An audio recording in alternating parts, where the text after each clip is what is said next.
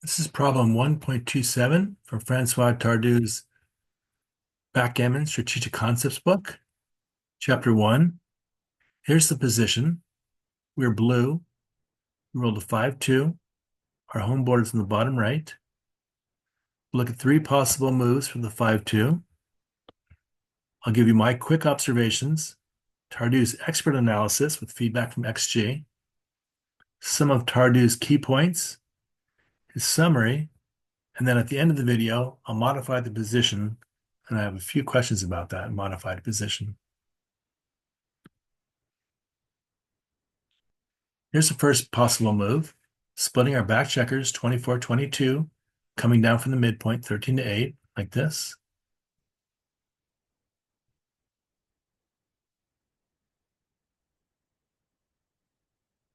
This mobilizes our back checkers, gets them moving in hopes of establishing an advanced anchor. Splits our back checker into oncoming 12 checker blitz. This could be a blitz or a prime, actually.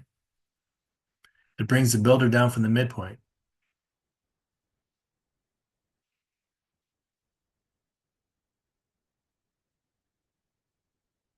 Second possible move is to split our back checkers and hit on the 1 like this.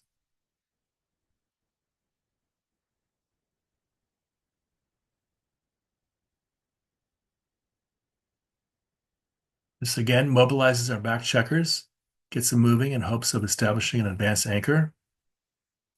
Splits our back checkers into the oncoming 12 checker blitz. Again, it could be a blitz or a prime.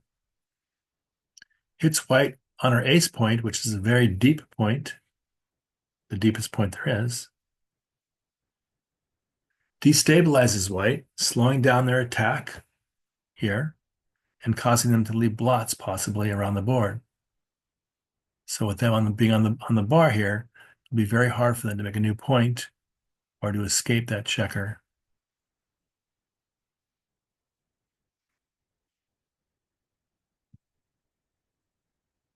The third possibility, coming down from the midpoint 13-11 and hitting on the 1 point like this.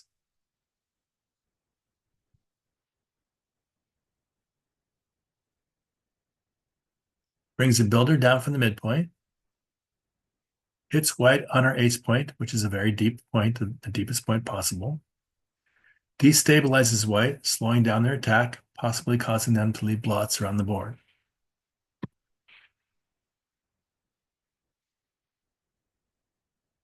Take a look at the three final positions. Think about the features of each position, the pip count, the strength of each player's board, the threats facing each player. Think which move you would make. To recap, here's the first possible move, splitting and coming down from the midpoint, before and after. Here's the second move, splitting and making a tempo hit on the 1, before and after.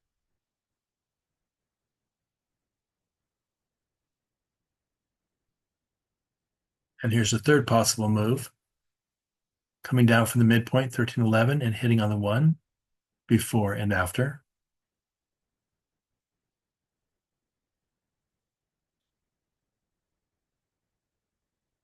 Let's look at what Tardieu and XG say. Tardieu and XG say splitting our back checkers and coming down from the midpoint is the third best of the top 3 rolls.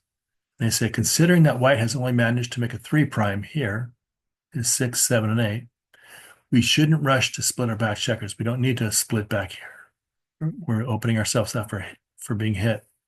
We should play constructively in front down here on our side of the board, rather than offering up targets to the checkers on white's 6, 7, and 8 points.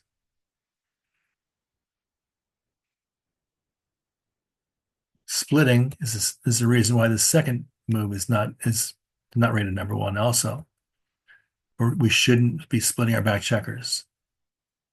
Hitting on the 1 is okay, but splitting the back checkers is not. By splitting and hitting loose, splitting our back checkers here and hitting loose on the 1, we give white a number of double shots He's in the bar, but he can come in and hit us with the 1 and then hit us over here with either a 3, 4, or 5, hitting us twice from the bar. By doing that, we're giving white the initiative and giving him the momentum. So the top play, according to Tardieu and XG, is to hit on the 1 for tempo, give us some time to get our board set up and strengthened, and maybe escape or move up here while white's on the bar. And then coming down from the midpoint, 13-11. The tempo hitting on the 1 is supported by the fact that we're 24 pips down in the race. So we can't just let white escape. We have to attack. White has escaped 1 back checker. We don't want to escape the second one. We have a stronger home board. We have 2 points covered in our home board. White only has 1. So we have the stronger home board. So a hitting war favors us. By hitting, we'll stop white from building an inner board and also running to freedom, and also we're going to give white some very bad rolls. It's much better for our position to drop a builder down from the 13 to the 11 rather than split our back checkers. So that's why this is the top rated move. Hitting loose on the 1 and bringing a checker down from the midpoint. Focusing on our side of the board here. Some of Tardieu's key points. We're 24 pips down in the race. White's already escaped 1 back checker. We have the stronger inner board, so that all favors us hitting loose on the 1. Known as a tempo hit, gives us time to strengthen our board and stop white from improving their board. If we split our back checkers here, we give white a number of double shots from the bar and give them the initiative, the momentum. By not splitting our back checkers, we're making it harder for whites to move with the rolls that would have given him a double hit. Those moves that would have given him a double hit now are very awkward. Here we must play constructively in front on our side of the board, rather than offering up targets to the checkers on white's stacked 6, 7, and 8 points. The split is even less urgent, so splitting our checkers is it's even less urgent, considering that white has only made a 3 prime. It's much better for us to come down from the 13 to the 11.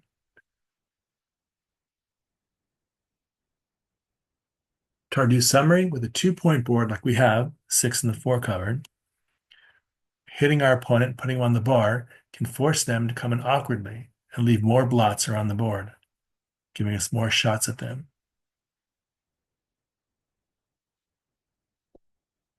I modified the position. Here's the original position. White's got 5 blots on the 6, 4 on the 7, 3 on the 8. Now I'm taking those 2 from the 6 and putting them to the 5. So now he's got a 4 prime here. Give white a 4 prime instead of a 3 prime. There's a little more urgency for us to split our back checkers so we don't get trapped back in the 22, back in the 24. Now, splitting our back checkers 24, 22 is just as helpful, according to XG. They're about rated the same, just about as same as bringing the checker down from the midpoint. They're both equally as good as each other. Let me know if you agree or not, if you have a question, or if you see something I might be missing. All questions and comments are welcome. Make sure to check out Alex Eshaghian's excellent review of Tardieu's book on YouTube, as well as Sunny Florida Backgammon Club's informative 5-video series on Francois Tardieu's book.